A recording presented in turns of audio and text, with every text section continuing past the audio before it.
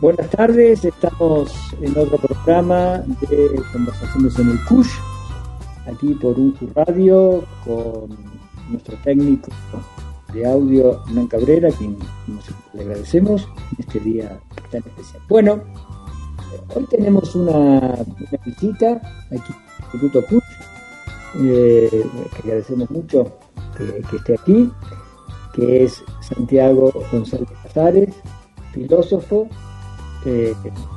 licenciado en filosofía, doctor en filosofía en la Sorbona y profesor ahora investigador en la Universidad Nacional de San Martín. Y te damos la bienvenida, Santiago. Es un gusto estar aquí, es un gusto, es una emoción, es algo muy, un lugar que siempre quise conocer desde que supe de su existencia, así que el agradecido soy yo, sobre todo a vos, Dani, que hiciste todo esto posible. Tengo una pregunta. Vos que te dedicás a la filosofía, sos un filósofo, te doctoraste en la Universidad de París. Eh, mi pregunta, mi pregunta es, se habla bastante de la hermenéutica. ¿Qué es la hermenéutica? Esa es una excelente pregunta, ¿no? Es una excelente pregunta porque en realidad no queda muy claro y tampoco es una pregunta demasiado para mí, pero voy a hacer lo posible para explicarla y en términos de lo que yo más manejo. Lo mío es la fenomenología, que es una corriente que nace en el comienzo del siglo XX a partir justamente de la muerte de Nietzsche, justamente, ¿no? O sea, la venida del nihilismo en el mundo occidental.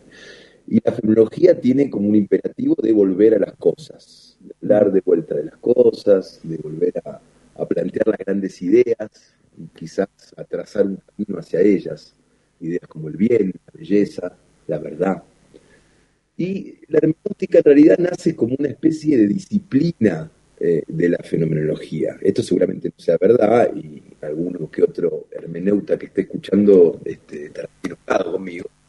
Pero yo encuentro que el nacimiento de la hermenéutica ocurre con Martin Heidegger, ¿no? Que es un filósofo alemán, siglo XX, comienzo del siglo XX, y que escribe una obra monumental, muy importante, quizás la más importante de ese siglo, que es Ser y Tiempo.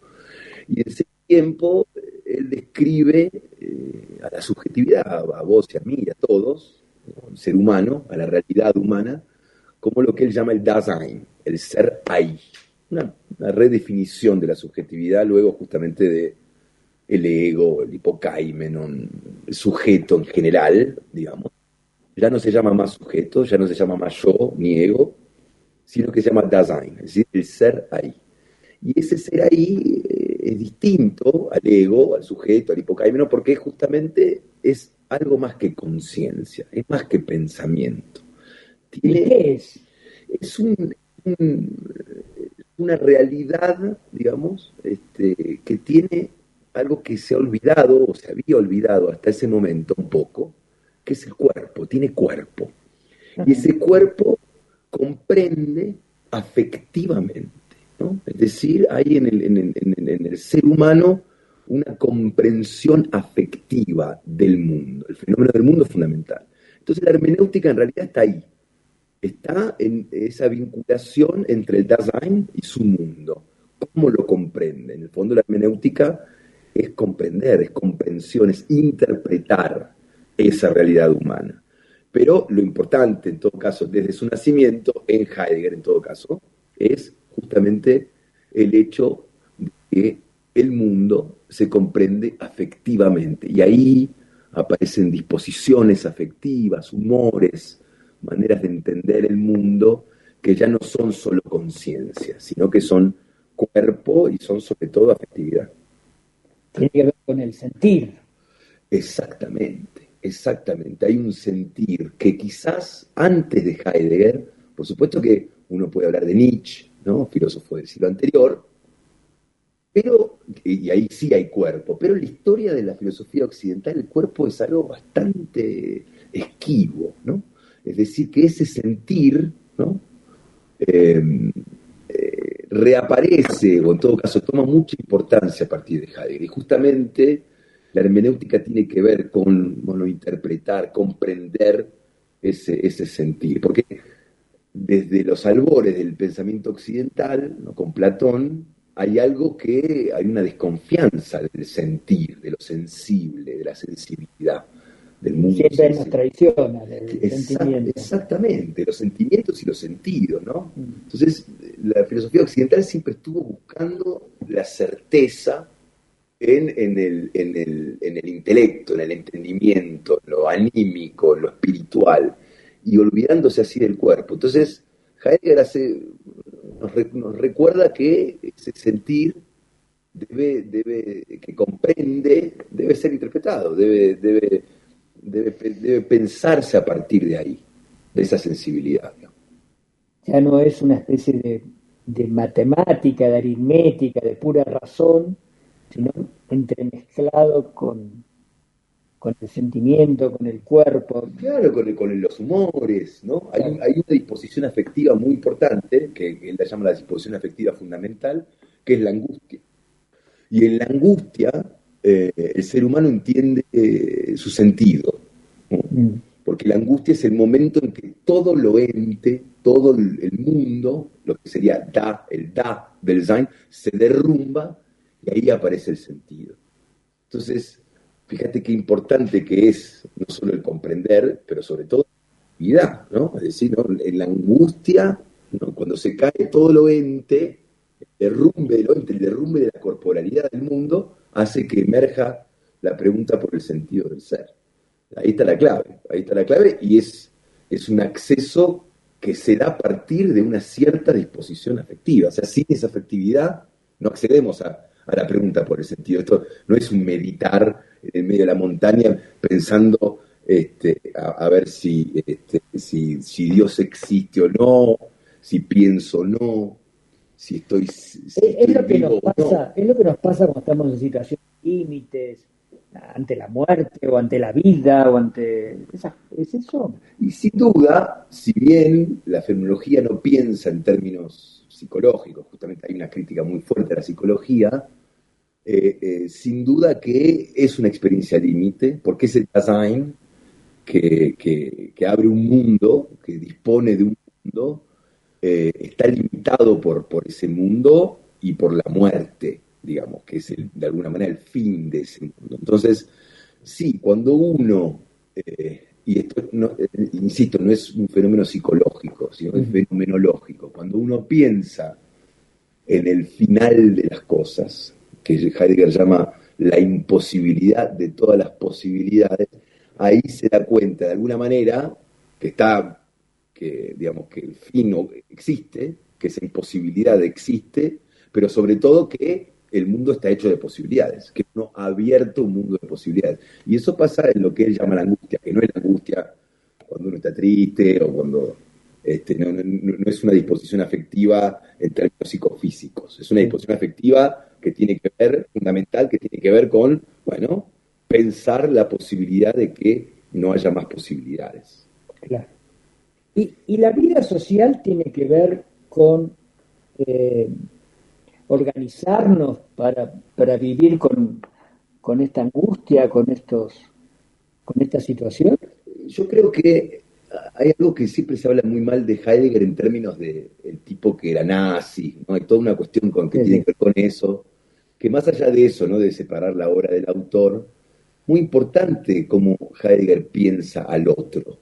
El otro, porque hay una enseñanza muy, muy buena, y voy a ser polémico, así, porque parece que hay que ser polémico en estos tiempos, ¿no? Y así despertamos a la gente. Estamos a lo de la siesta. Hay que despertarlo, es el momento de despertarlo con polémica. No, porque en Ser y Tiempo, el otro, es decir, el que se llama el Mit-Dasein, es el que está conmigo, un poco a mi lado, ¿no? Y es muy importante ese conmigo, porque ese conmigo, de alguna manera, hace que ese otro sea irreemplazable. Es decir, esta angustia existencial, este ser para la muerte, hace que yo sea irreemplazable. Digamos que ahora viene un tipo que está muy, le debes mucha plata, acá un vecino de Tilcara y viene y te viene armado y te va a pegar un tiro a vos, Daniel, ¿no? Sí, Entonces yo me tiro enfrente de esa bala, como suplantándote. sí.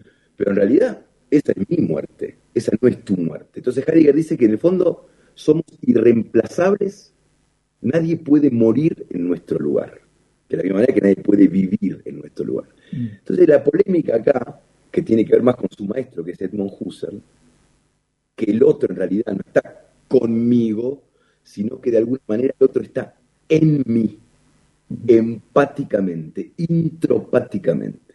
Heidegger va a decir, y que a mí me parece que tiene mucha razón, que la empatía no existe, que nadie se puede poner en el lugar de nadie, porque justamente cada uno es irreemplazable frente a la propia muerte. Yo te puedo mostrar el camino, te digo, mira, es por ahí, vamos a leer a Kush. Yo puedo mostrarte el camino, pero no te puedo obligar bajo ningún punto, pero ontológicamente imposible. Yo no puedo obligarte a eh, eh, transitar un camino. Solo te lo puedo sugerir y esperar que vos lo transites, pero nada más. Y eso es muy importante porque esta cuestión de la empatía es como que sugiere que yo pueda ponerme en el lugar del otro. Es una cosa medio, aparte ontológicamente imposible, un poco grave, ¿no? Pensar que uno puede ponerse en el lugar del otro. ¿Qué significa eso? Yo no puedo siquiera ponerme en el lugar de quien fui ayer, ni quien fui hace 10 años. ¿Cómo voy a pretender encima saltar el abismo ético que hay entre nosotros para ponerme en tu lugar?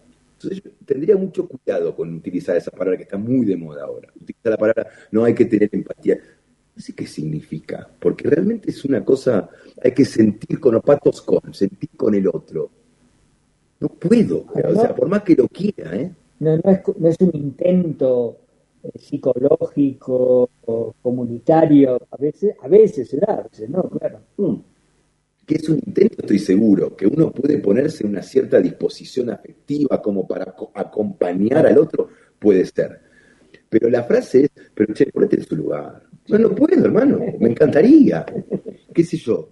Yo tengo un amigo, Carlos, ¿no? Carlos Ruta. Que me acuerdo, mi hijo estaba pasando un momento muy difícil, al cual le mandamos un beso a Carlos.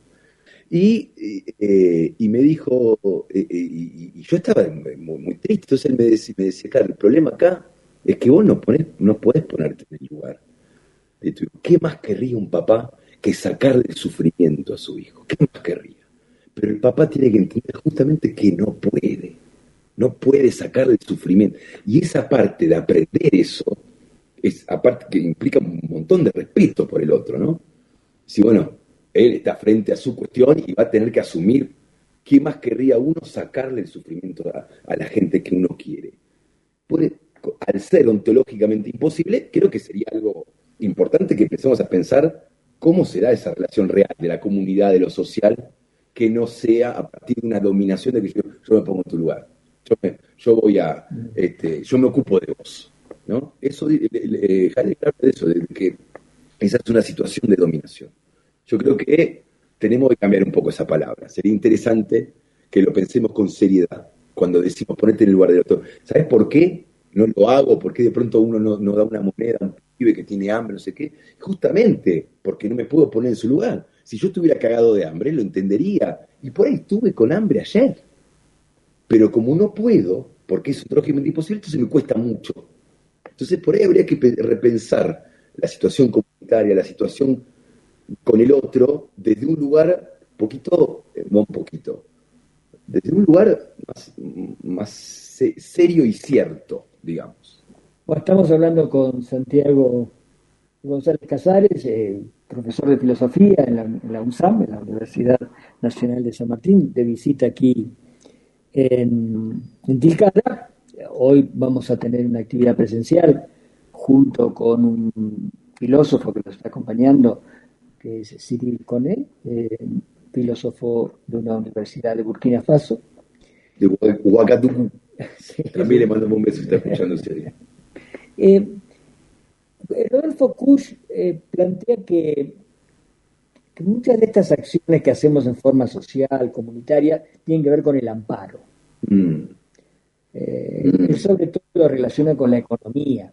no es que haya una economía distinta, pero sí que una de las funciones de la economía es ampararnos. Y Lindo. es en primera persona del plural, nunca es un amparo eh, solo individual, también claro, incluye lo personal, individual, por supuesto, pero es un amparo comunitario, social, que esa es una función de la economía, no dejarnos a la intemperie, así nomás, sino bueno, poder generar el amparo. El amparo tiene algo que ver, y las organizaciones, la forma de organizar la sociedad, las instituciones, las actividades, tiene algo que ver con lo que vos estás diciendo, con la empatía, pero también tiene que ver con formas que se crean para resolver ese tipo de situaciones. A mí me parece bárbaro.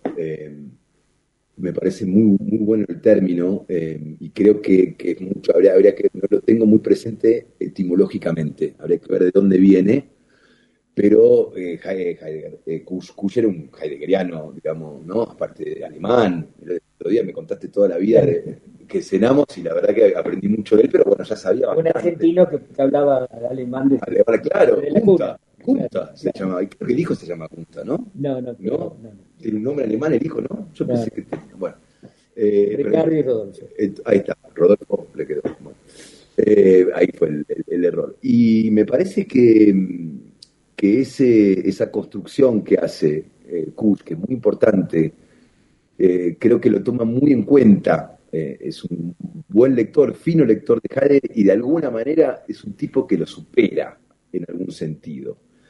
Y más allá, como una aclaración antes de ir a la pregunta en sí, nosotros tenemos y esto lo sabes vos mejor que nadie, cosas que el alemán no tiene, que el francés no tiene, que el inglés no tiene, que es el verbo estar, ¿no? Sí, con el francés tiene el être, ¿no?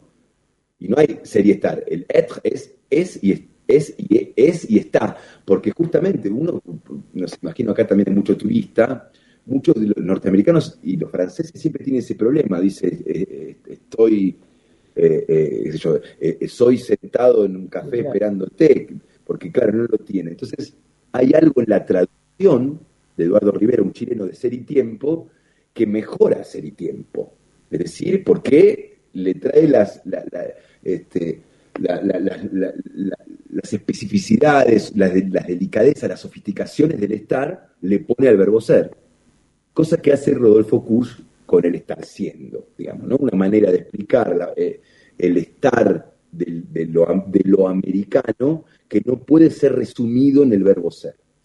Yo creo que en ese sentido hay, no digo una mejora, pero bueno, hay una evolución del pensamiento de ser y tiempo y también no solo en la noción del amparo, sino en la noción de ese nosotros, esa primera persona del plural, toma también una especie de enseñanza heideggeriana en el sentido de que hay algo irreemplazable, que no podemos, yo no puedo ponerme en tu lugar, hay un nosotros que se constituye a partir de ese respeto. Yo creo que esa palabra hasta me gustaría más, digamos, que empatía, ¿no? El respeto, la responsabilidad, etcétera. Mucho más por esa cuestión de soberbia, de ponerse en el lugar del otro, que sería un problema. Cosa que el nosotros no lo permite. El nosotros no permite, pero al mismo tiempo el nosotros sí permite la realización del individuo, ¿no? En una comunidad que se realiza, ¿no? Un individuo que se realiza cuando la comunidad se realiza. En ese sentido, creo que puede ser pensado el amparo y me parece que va muy bien con respecto a lo que venimos charlando, ¿no? Está muy bien dentro de esto. Sí, ser para la muerte.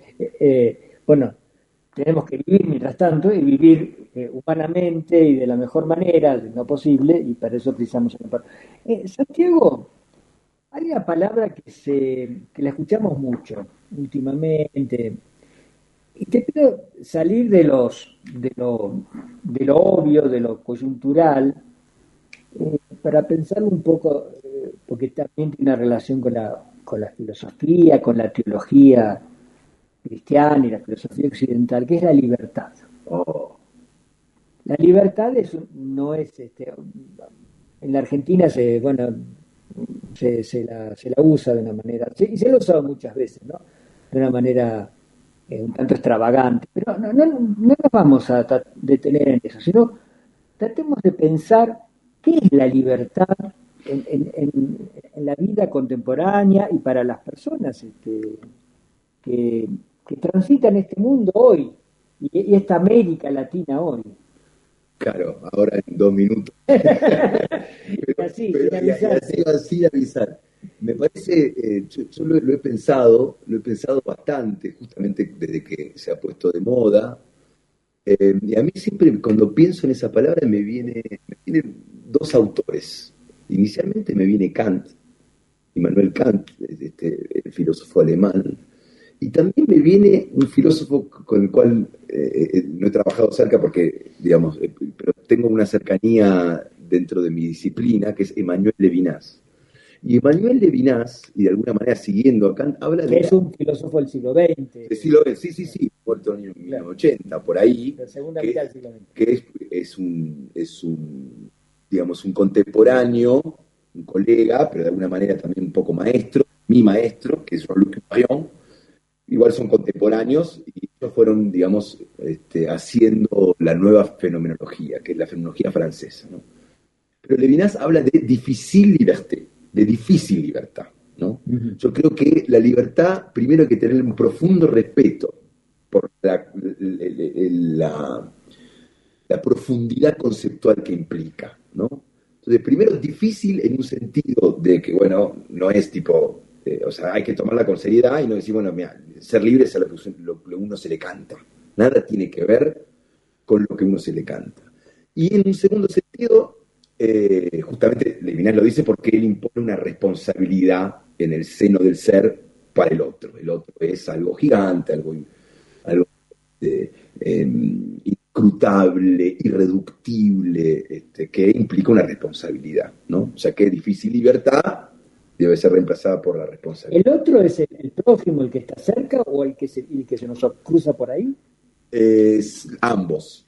Pero el otro, en ese sentido, en el sentido de Levinas, es más una palabra rara en francés que no existe en castellano, que es autrui, que es algo así como otredad, Ujú. ¿no? Que en el fondo también hay un otro en mí mismo, no implica realmente el otro ser humano. También hay una alteridad en los animales, una otredad, que tiene que ver con, bueno, la relación que yo tengo con mi existir pasa de una manera primigenia, primordial, originaria con lo otro, la otredad. Y eso que es tan importante porque viene antes que yo, que si pensémoslo en términos, no sé, uno de dónde viene. Bueno, de un amor de primavera, un amor de toda la vida, de padre, etcétera, pero también de una sociedad. O sea, hay algo en la otredad que me constituye a mí antes de que yo sea yo, ya soy un otro y al mismo tiempo ya soy un nosotros. Eso ya no es tanto Levinas. Pero lo importante de la difícil libertad, que tiene que ver justamente con la responsabilidad que con toda esta otredad, en Kant toma otra dimensión que me parece interesante resaltar con respecto al concepto de libertad, que tiene que ver con tres preguntas que hace Kant. Que yo creo, y esta es una cuestión ya mía, ¿no? Que tienen que ver con la libertad todas, que esas son las preguntas realmente que hay que hacerse cuando uno piense la libertad. No hay que buscar respuestas, sino entender que es difícil, como la belleza para Platón, pero que hay que pensarla en términos de qué puedo conocer, eso es en términos nociológicos, epistemológicos, digamos, qué es lo que puedo conocer, dice Kant, qué debo hacer, ¿no? La pregunta ética, digamos, de la segunda crítica, y qué puedo esperar, ¿no? ¿Qué me está permitido esperar? ¿O qué me es permitido esperar? No me acuerdo bien la formulación en castellano. Ahora, todas son preguntas con la libertad. O sea, ¿qué puedo conocer? Es qué soy libre. ¿Qué es mi conocimiento? Mi conocimiento. ¿Hasta dónde llega para que yo pueda, hasta dónde puedo conocer? ¿No? Porque ahí también, con respecto no solo al otro, no solo a mí mismo, sino con respecto a lo que yo puedo conocer. ¿Qué libertad tengo ahí? La segunda es qué debo hacer, ¿no? Y él es deontólogo, entonces lo que está mal en sí mismo. Entonces, ¿qué debo hacer? Siempre hay una ley universal que debe regular mi comportamiento. Entonces, ¿qué realmente soy libre de hacer? Para Kant, de alguna manera, la ética es Vos sos libre de entregarte a la ley universal. Esa es tu libertad, ¿no? ¿Qué es la ley universal? Ser libre sería perder la libertad. A nosotros, los filósofos, nos encanta. Mi maestro me decía, la filosofía está para las paradojas, ¿no? Yo siempre, cuando digo esto, a los chicos les sumo, a los estudiantes les digo, para el resto está Mastercard, ¿no? Para la filosofía, paradojas. Entonces yo soy libre de perder mi libertad. Soy libre, tengo la libertad de perderla. ¿Por qué? Me tengo que entregar a la responsabilidad de no mentir, de no matar, de no hacer lo que no quiero que me hagan, o como diría el imperativo categórico kantiano, soy libre al punto que debo obedecer, que la máxima de mi acción debe estar inspirada en la ley universal. O sea, yo cada vez que hago algo, tengo que hacer como si la máxima de mi acción pudiera convertirse en ley universal. Algo mucho más fácil decirlo, algo que quiero que todo el mundo haga. Entonces yo quiero, me parece que mentir está bien, bueno, entonces tengo que bancar que me mientan. Me parece que matar está bien, bueno, tengo que bancar que me maten, ¿no? Tengo que armarme en todo caso. Y si me parece bien que tal, o sea, qué sé yo, Robin Hood, ¿no? Que le roba a los pobres para los ricos. Bueno, está bien, muy bien, pero cuando a vos te choreen, bancátela. Bancátela porque no, pero ve el rico, no. Entonces Kant dice eso, ¿no? Como si la máxima de mi acción pudiera convertirse en ley universal, que lo hagan todos. Lo que sea. Porque yo creo, por ejemplo, la mentira. Yo creo que todos mentimos y esa creo que nos bancamos, ¿no? Sabemos que nos mienten todo el tiempo y no nos horroriza que nos mientan, ¿no? Al parecer, a veces nos gusta. Hasta que nos gusta, claro, no me diga la verdad, por favor, ¿no? Mentime que me gusta, claro, y sí. Entonces, en ese sentido, yo creo que en esta sociedad no es una deontológica ley universal la mentira, pero ya robar, yo creo que a la gente le molesta bastante, entonces yo pienso que si uno es genuino, ¿no? Con uno mismo, sincero, y no me parece que haya que robar en ningún sentido, ni los impuestos, porque después no se la bancan, hay la inseguridad y qué sé yo, no, bueno, papá, vamos, eso, creo que Kant en ese sentido. Entonces la libertad, en el fondo, hay que pensarla en esos, y la última, ¿no? La teológica. ¿Qué me es o qué me está permitido esperar? En el fondo también es una pregunta por la libertad. ¿Qué soy libre de esperar? Y ahí tiene que ver, bueno, tiene que ver con cualquier preocupación teológica de la existencia de Dios, etcétera. Que cada uno lo resuelve. Sí, ¿hasta qué punto uno es libre de pensar este tipo de cosas? Yo creo que esos tres, no sociológicamente, éticamente y teológicamente, son tres buenos niveles para plantear lo que Levinas llama la difícil libertad. Ahora, en el sentido de lo que reina algorítmicamente, creo que en el mundo hoy, eso realmente es desmerecer la pregunta, ¿no? Viva la libertad, carajo. Es ridículo, ya en la formulación misma, porque no se trata, es algo bastante complejo, profundo y sobre todo difícil. O sea, es casi decir, viva la dificultad, carajo, ¿no? Sí, además la libertad es algo que en Argentina nos marca desde el himno, ¿no es cierto? Desde el inicio de la expresión republicana, autónoma, bueno, de nuestra patria. Y es algo que vuelve. Y volvamos, mencionaste algo que creo que es importante, lo mencionaste un par de veces al pasar en medio de lo que venís diciendo, que es la responsabilidad, ¿no? Porque todos estos temas que estamos hablando tienen una expresión de responsabilidad en la vida social y en nuestra vida personal, con la familia, con la sociedad en la que vivimos o el trabajo. Eh, ¿Cuál es la perspectiva actual de la filosofía o de cierta parte de la filosofía, porque es muy amplia la filosofía, de la responsabilidad? ¿Hay una reflexión sobre esta cuestión? Yo creo que actualmente en la filosofía, y hace tiempo ya, no se habla de mucho. De alguna manera, justamente la fenomenología nace para volver a hablar de las cosas, volver a hablar de cosas serias, como la verdad, la responsabilidad es una de ellas. Pero hay un tipo, Byung-Chul Han, que es un coreano, que habla de la sociedad, ¿no? Yo creo que la Un filosofía, coreano que vive en Alemania, digamos. que claro, uno de esos coreanos. Pero yo creo que hay algo de eso de la filosofía. La filosofía está cansadísima. Está cansada, no sabe qué hacer. No sabe cómo escribir, no sabe cómo pensar. Entonces, no puedo ubicarme en la actualidad para hablar de esto porque no, la filosofía no es, y yo creo que, o sea, o sea, es esto que estamos haciendo. Sí, también es ir a tomar una copa con amigos. Sí, también es ir a la cancha. O sea, hay algo que está pasando cada vez que pensamos, sentimos, etcétera, que tiene que ver con la filosofía. Ahora, en términos de lo que yo hago, que soy profesional del tema, tenemos lo que llamamos sistemas del pensamiento. O sea, disciplinas, ¿no? Como hablábamos antes, qué sé yo, la metafísica que habla de la realidad, la ética que habla del bien, la política que habla de cómo hacer ese bien, la antropología que habla como qué es el ser humano, la estética que habla de la belleza, es decir, sistemas, ¿no? Los grandes sistemas filosóficos pueden decir algo sobre las cosas, como la responsabilidad. Eso es lo que falta ahora. Ya no hay grandes sistemas filosóficos. Este Byung-Chul Han te hace un libro en 5 minutos sobre, qué sé yo, o Rodolfo Kusch, o lo Aymara, o sea, lo Aymara, quise decir, o el estar siendo Aymara, te hace un librito de 100 páginas que se vende 3 millones de libros en todo el país, en todo el mundo. No crea sistemas. Byung-Chul Han, ni Harari, qué sé yo, los tipos que están vendiendo muchos libros hoy, no tienen sistemas para pensar las cosas, como Kant, como Hegel, como Heidegger, qué sé yo. ¿Cómo Levinas? Entonces tengo que retroceder bastante y tengo que ir a la fenomenología para justamente, hablaría de Levinas, si tuviera que hablar de la responsabilidad. Y me parece algo muy importante, porque hablar de la otredad implica que hay una relación primera con la existencia que pasa por el otro. De alguna manera, Levinas dice, el otro no solo es anterior a mí, sino que es lo más importante para mí. Casi diría que el rostro del otro es Dios. O sea, esto, por ejemplo, ¿no? Estamos acá, vos y yo charlando, ¿no?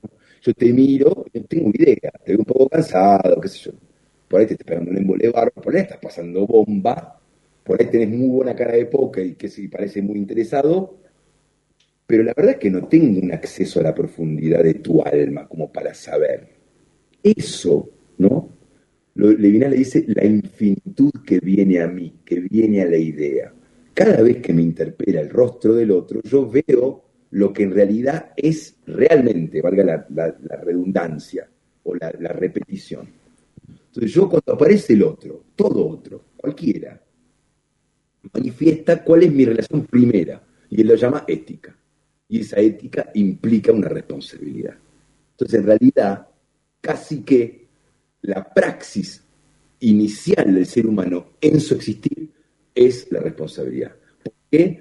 Porque el rostro del otro me mostró la infinitud, aquello que va antes, después y más allá de mí, ¿no? Y eso es mi relación con el ser o con el existir, no importa. Entonces, la responsabilidad en realidad en Levinas, que me parece que es lo mejorcito que se ha hecho en los últimos tiempos con respecto a esto, tiene que ver con que es ineludible, indubitable, uno puede matar al otro si quiere, pero no, en el fondo no puede. Yo te puedo matar a vos, pero tu recuerdo, tu obra, tus libros, tus amigos, eso no, entonces no te puedo matar. Hay algo en la otredad que no puede ser asesinado. El rostro del otro dice, no matarás en Levinas. Yo creo que es muy importante para entender de qué se trata vivir. De la otredad en mí, la otredad que está en mí. Y a partir de ahí, bueno, hay una responsabilidad mínimo, como lo dijimos antes, un respeto. Ojo con el otro que es muy importante, es una cosa muy seria. Vos te podés pasar la vida este, eh, bañándote en agua Evian, en lujosos hoteles, y si no te diste cuenta que el otro era lo primero y lo más importante, el amor, la ética, etcétera, te perdiste la vida. Santiago, eh, estamos en el Instituto Kush. ¿Cómo se ve la filosofía americana y el pensamiento americano desde Europa? O si querés, te hago otra pregunta distinta, ¿cómo lo ves vos? Este, Sí, sí, es una con la buena, experiencia de dos mundos. es una buena pregunta. Yo creo que no se ve, ni acá ni allá. O sea, estamos en una especie de realidad paralela. Daniel González y Santiago González Casares, aquí sentados frente al cuadro del Michi, con Rodolfo ahí. Yo creo que esto no es mucho lo que ocurre en el mundo, y tampoco en nuestro país, y yo creo que tampoco América Latina. Ahí estoy pecando de soberbio para entender, conocerlo, pero no, está muy lejos de nuestras universidades. Por supuesto que hay algunas que luchan por ello, pero no se ha tomado con seriedad ese pensamiento lo suficiente como para construir justamente un sistema. Yo no creo que tenga la edad para hacerlo, pero sí me lo he tomado muy en serio, al punto de llevar algo de esto en mi doctorado en la Sorbonne. O sea, en mi tesis doctoral, Cush está citado, Enrique Dussel está citado, Juan Carlos Escanón está citado, porque yo hablo de nosotros. Y creo que tenemos un sistema. Yo sé que hay compañeras y compañeros que lo están pensando, que lo están llevando a la práctica. Me refiero a gente de la academia, ¿eh? No voy a hablar, no voy a pecar de soberbio de saber qué hacen los compañeros que viven ese pensar, que lo practican viviéndolo, sino aquellos que lo piensan. Yo creo que falta muchísimo en ese sentido de sistematizar una filosofía americana. Creo que tanto Kush como Dussel, sobre todo Dussel, han intentado sobremanera, sobre todo Dussel. Es más, Dussel fue parte de mi jurado en la tesis doctoral, en lo que se llama el rapporteur, no importa el término, pero él fue de los que aprobaron, digamos, la tesis. Es más, fuimos con Carlos Ruta justamente después de la defensa a tomar unas copas, y también lo llevé a Dussel, a Enrique, a conocer a mi maestro Marion, que fue un encuentro, o sea, también en el medio de que Dussel lo mira a Marion muy seriamente. Marion nos cita en un hotel tipo un alvear, no sé. Un hotel muy rico, sí, muy sí, muy careta, muy lujoso, y nos traen como unas bebidas con paragüita, una cosa muy bizarra. Aparte yo vi a Enrique con una cara de ¿qué es esto? Pero bueno, Enrique lo ha leído, lo leía, ¿no? A Marion, a Levinas también, por supuesto. La filosofía de liberación está un poco basada en Levinas. Y entonces él estaba como con ganas de pelear, ¿no? Marion estaba en otra. Marion estaba en otra, a ver, ¿quién es este? ¿No? ¿Quién es el sudaca este que habla de...? Y yo, por supuesto, que me temblaba la mano del gran momento histórico que estaba viviendo. Entonces lo mira Enrique a Marion y le dice, usted sabe, perfecto francés, ¿no, Enrique? Usted sabe por qué el imperio chino no llegó a Europa, no llegó a América, no me acuerdo hasta dónde, ¿no?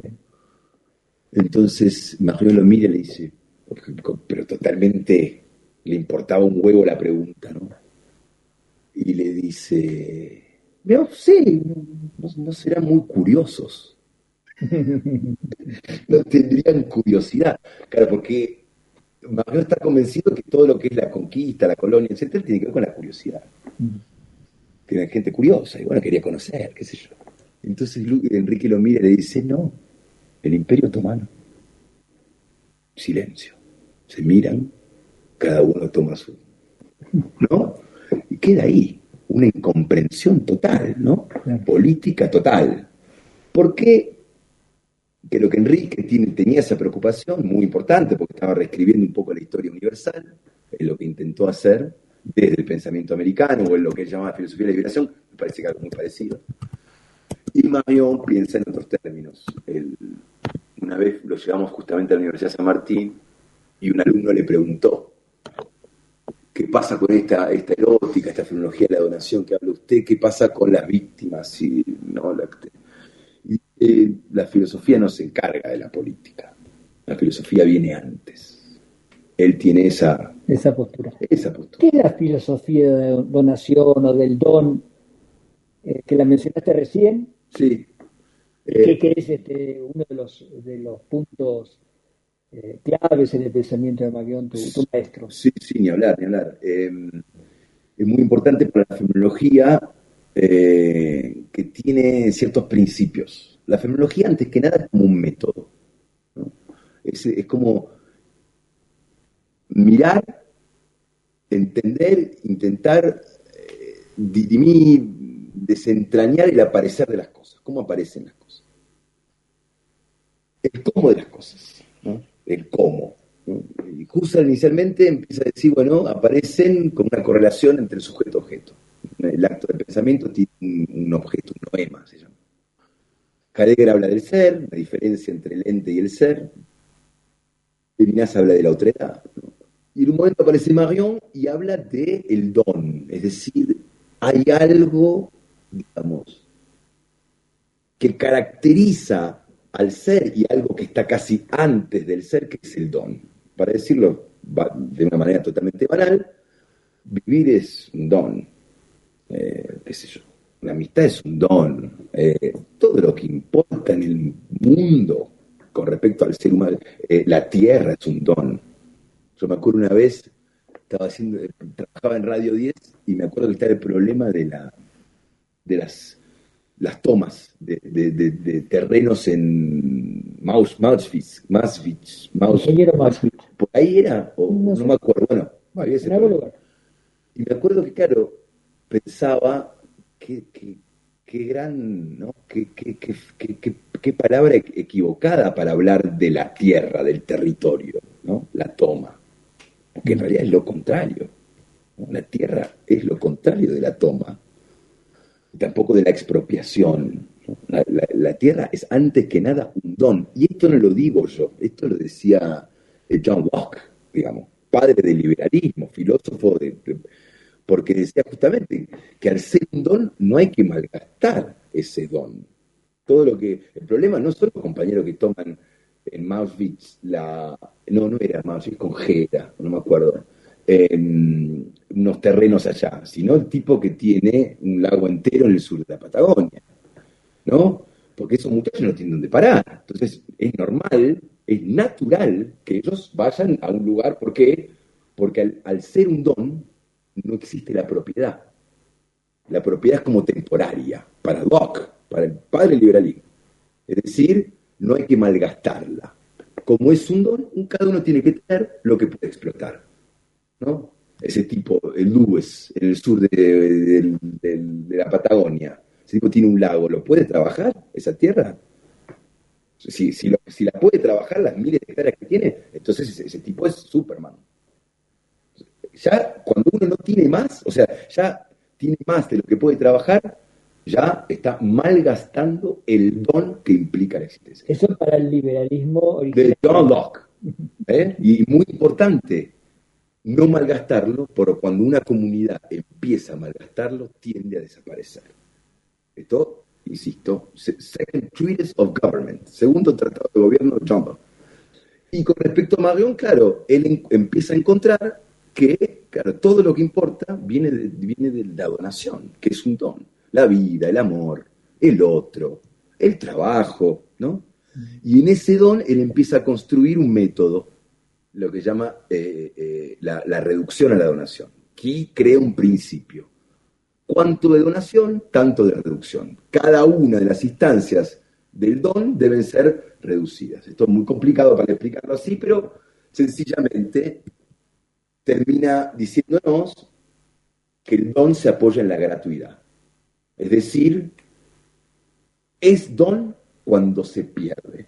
Por ejemplo, ¿no? Esta virome que tengo en la mano. Vos decís, bueno, Santiago, mirá, la verdad que te veo jugando con ella, te la regalo. Muy bien, ¿no?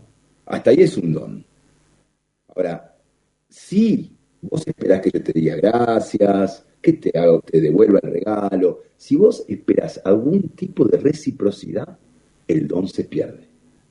Justamente, otra paradoja, porque no se perdió. Porque lo reinscribiste en la lógica del mercado, que es lo contrario a la lógica del don, que es la gratuidad. ¿El mercado qué lógica tiene? La lógica de la reciprocidad. Quid pro quo. Yo te doy plata, vos me das esto. Yo te doy esto, quid, vos me das un quod.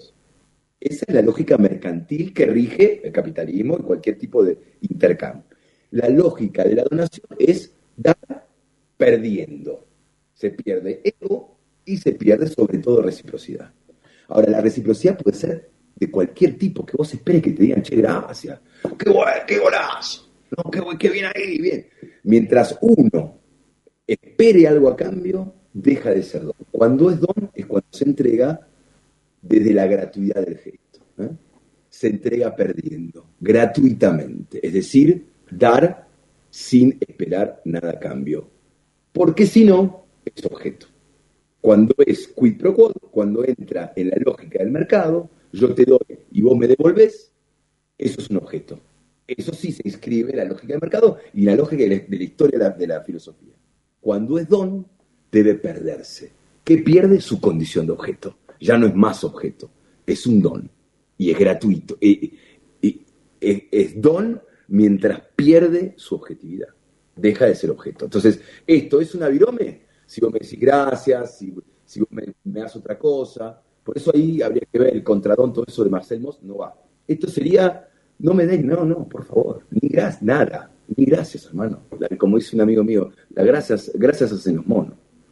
No, por favor, faltaba más, ¿no? Y ahí es un don. Es decir, dejó de ser un objeto, pasó a ser un don.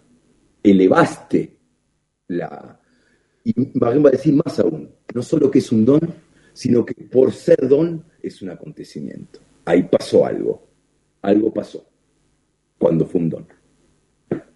¿Y qué es el acontecimiento? Porque en la vida no siempre estamos en situaciones así. A veces sí, claro, cuando hay momentos en que recibimos... Cuando pasan cosas. Cuando recibimos un hijo, por ejemplo... Total. ¿Qué sé yo? Claro, ¿de dónde sale? Lo podemos organizar y decir, bueno, mi amor, ¿no? ¿Qué pasa eso? Mi amor, hagamos el amor entre las 4 y las 5 de la tarde, que ahí vamos a conseguir. No, es un excelente ejemplo, la natalidad, que venga un hijo. Eso es un don, total. Y es un acontecimiento totalmente porque es imprevisible. Porque es un don y porque evidentemente no se puede, nunca se puede recuperar ese pasado inmemorial que lo trajo. No se puede prever como no se puede organizar. Todo eso es el acontecimiento, algo que no se puede organizar. Que yo no puedo, algo va a pasar. Hagamos por eso Marron decía, porque es otra cosa que no tiene el castellano, el francés solo tiene la palabra événement, que eso es evento, no tiene la palabra acontecimiento. Entonces el événement es evento, que sería el acontecimiento inauténtico, la organización de eventos, un evento, una fiesta, qué sé yo, y acontecimiento, que es un evento cuando pasó algo. Un evento eventual, o sea, que tiene una cierta eventualidad, algo que va irremisiblemente a ocurrir, y cuando ocurra, habrá justamente, con tu primera pregunta, una hermenéutica infinita. Cuando algo ocurre no se puede contar exactamente qué es lo que pasó, cuando realmente ocurrió, cuando hubo cuando aconteció. Y también hay algo irrecuperable, es decir, no se puede cambiar, no puedo volver atrás cuando algo realmente pasó. Y también implica una especie de temporalidad extraña, ¿no? Es decir, hay algo del espacio-tiempo que se vence con el acontecimiento. Acontece algo, no puede ser cambiado, es irreversible y transformador. La subjetividad a la cual fue sometida, el ego que fue sometido al acontecimiento, va a ser de una vez, como diría Marion, d'une fois pour toutes, de una vez por todas transformado. Algo pasó.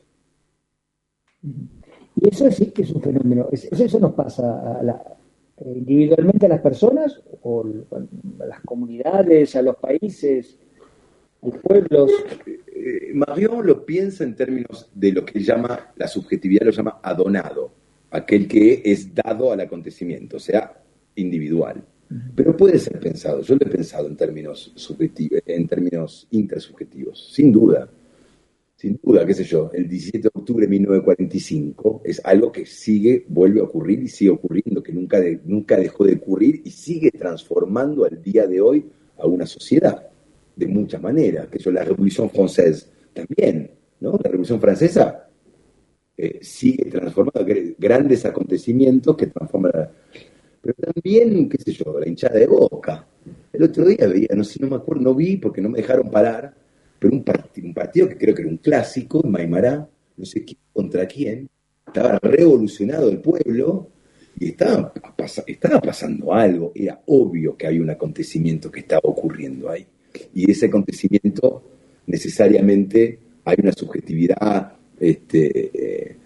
hay una subjetividad expandida, no es un sujeto. Pero al mismo tiempo, Marion seguramente diría, bueno, eso le pasa, la transformación sí quizás es individual, sí quizás hay una subjetividad adonada.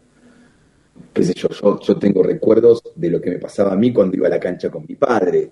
Me imagino que había chiquitos ahí, en ese clásico que evidentemente era un acontecimiento de Maimará, que la transformación, si bien es colectiva, es difícilmente medible, pero fenomenológicamente es muy fácil medir cómo ese niño por ahí nunca se va a olvidar ¿no? Y Claro. algo le pasó une fois pour toutes, una vez para siempre. Bueno, Santiago González Casares. No pasamos música. No pasamos música, vamos a pasar un tema ahora que tiene que ver con algo que dijiste recién. Ay, qué lindo. Uy, se nos fue el tiempo. Se nos fue el tiempo, te agradezco muchísimo. Al contrario, convocamos esta tarde, ¿no? Esta tarde en Tilcara, en Tocús, Rivadavia 642, tenemos una conferencia que va a dar Santiago González Casares, una conversación con Cyril Coné sobre filosofía africana, pensamiento americano. Bueno, va a haber una conversación sobre esto, así que quienes anden por aquí, y si alguien está en Jujuy, tiene tiempo para llegar, y sobre todo que al ser una conversación viene de conversio, ¿no? Cuando ocurre algo, una conversación real, hay una conversión, uno se transforma. Entonces es muy importante que vengan porque no va a ser lo mismo si no vienen, ¿no? Claro. Va a ser distinto. Así es, para todos. Para absolutamente todos. Mil gracias. Bueno, te agradecemos. Al contrario. Y nos despedimos con un tema de Juan Falú, Chacarera Ututa. Ututa es una lagartija, es una chacarera curiosa. Hablamos de la curiosidad hace rato y ahí vamos, le pedimos a Hernán Cabrera, que le agradecemos el control de estudios, en un Radio que ponga ese tema. Será hasta la próxima. Hasta la próxima.